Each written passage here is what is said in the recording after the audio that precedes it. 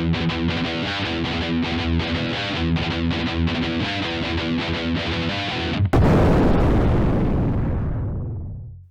guys, John Conley here from UncleJohnSoap.com. Happy New Year. Been a while since I've done a video and just figured, why not? It's time to start getting myself motivated again and see if I can do things right this time.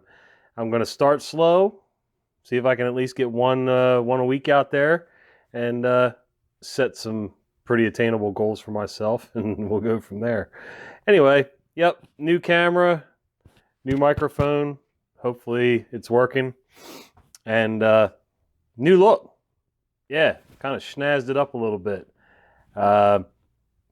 Nothing major. Just figured I don't know. I've always had a thing for vests and shirts and things like that. So why not neaten things up a little bit and maybe slow down on the old sweatshirts a little. I got an email this morning from Monty Fox. We've emailed it back and forth a few times. He's watched some of my videos, and sorry about the nasally thing going on here. I had the flu last week, but my sinuses are still giving me hell. So anyway, Monty usually has some questions for me, and I try to answer the best I can. If I know, or if I don't, I'll research it or try something out and get back to him. And the rest of you guys, if you have any questions, again, feel free to shoot me an email at unclejohnsoap@gmail.com. Do not put an S at the end of soap. And John is spelled Jon, in my world anyway. So one of the first things that Monty said was that he tried his hand at making shave soap. Congratulations, Monty. Hopefully this is a new fun hobby for you, and hopefully things go well.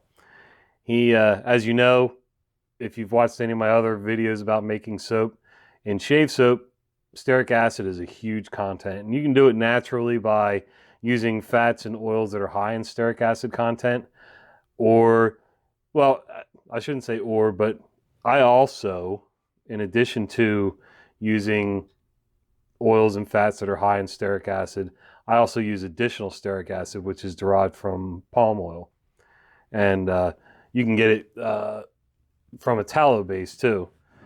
So anyway, when you use stearic acid, it comes in a crystalline form. It sort of looks like, it doesn't really look like anything. It's sort of waxy, but the stuff, when it dries, when it cools after you've melted it, it's almost rock hard. I mean, I can scratch it a little bit, but it gets pretty hard. And you can see I just wiped it and nothing comes off of my hands at all. And he was having a hard time figuring out how to do cleanup. For me personally, I have two of these Pyrex, actually Anchor brand containers, and I heat my stearic in here all by itself. The only job this will ever have is heating stearic acid. What I will say is, if you really need to use this for other things later on other than food, I will say that I leave all of my utensils, even when I made stuff at home, separate. My soaping stuff was separate from my kitchen stuff. I think a lot of it can be crossed over, but you know what? I don't want to play that game. I don't want to cross back and forth thinking about, wait a minute, is there anything leaching into this plastic? Is this glass etched? Is it ruined for food making? I don't want to have to think about it. And honestly, if you go to the big box store over to Wally World, you can pick these up cheap. They heat really great. I mean, I've heated some of these way beyond what I thought they would handle. So just be careful either way. But back to, hopefully not rambling anymore, back to cleanup. If you really feel the need to use this for something else and its only job is not melting stearic acid like mine, there's a couple things you can do. You can heat it in the microwave, and I would start with 1 minute bursts. So heat it for a minute, see what it looks like in there, and then maybe add 30 seconds. Check it again, maybe another 30 seconds, check it again, until it gets to the point where the stearic acid is starting to melt. Once it does that, you should be able to take a paper towel and scoop a lot of it out, any residue and things like that. And while it's still hot, again, be very careful doing this. I don't trust doing this either, but I have done it. While it's hot, I get the water in the faucet in the sink as hot as I can stand it so that I don't shock the glass. And I go in there and I will take a Scotch-Brite pad. And again, I'm not using this for food, so I don't care if it gets a little etched on the surface. And some Dawn dish soap, and I will clean this out. Again, most of the time, just wiping it out with paper towels, get most of it out, and then a regular washing should do it. And it doesn't have to be super hot. You can let it cool down, as long as it hasn't totally sat overnight to a crystal form. It should be fine. You should be able to get it clean. Lye pitchers. Again, I don't know if you can see that. That's pretty crusted with lye. This is mostly sodium hydroxide on here. I don't really wash these, but maybe in our heaviest season, I will wash these about once a week. It doesn't bother me. It's water, lye, dump. Water, lye, dump. It's the same thing over and over. The lye concentrations haven't been changing. There's not enough residue in here to even make a difference. But I will wash them once in a while because it drives me nuts having them sit there spotted up on the shelf. So, but again, this only job of this thing in its entire life is going to be for lye water. It will never see food or water for my plants and things like that. I buy it for a purpose, and that's its purpose. Then you have greasy things. So we use these. I buy big packs of these medicine cups. They're measuring cups. They're 1 fluid ounce. It measures in drams, milliliters, cc's. Oddly enough, cc's and milliliters are the same. I learned that in this business, which is totally weird how I never knew that. But anyway, I use a ton of those. I can buy them in cheap sleeves of 100, and they're great. You know, if I have a batch of soap that calls for 3 ounces, I can pour 3 ounces. If it's 3.5, there's these little marks, and you can't really see them, but these are the marks that are raised on here. They're not, if you get the ones that are black ink printed on the outside, the oils may very well rub that ink right off. So you'll get some use out of it, but not as much as you will with these. Again, I use a beaker, and I will just kind of through the morning toss these in there, and then I will take them into the bathroom, a little bit of dish soap, run hot water in it, let them soak for a little while, and then I'll go back and wash them all up, and they'll be fine. Like I use a lot of these Care Touch syringes. Again, these have, wow, that focus is horrible. These have the black ink printed on them in milliliters. This is a 10 milliliter syringe. And after a couple uses, the rubber in the syringe will start to soften and it'll be useless. And by then, the numbering's probably starting to wear off anyway, so I just toss it. So I might get 2, 3, 4 uses out of this between, you know, washing and everything else, and then out they go.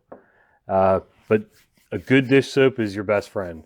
I had somebody ask me before why I use Dawn dish soap, because, you know, there are more natural brands out there, 7th generation and things like that.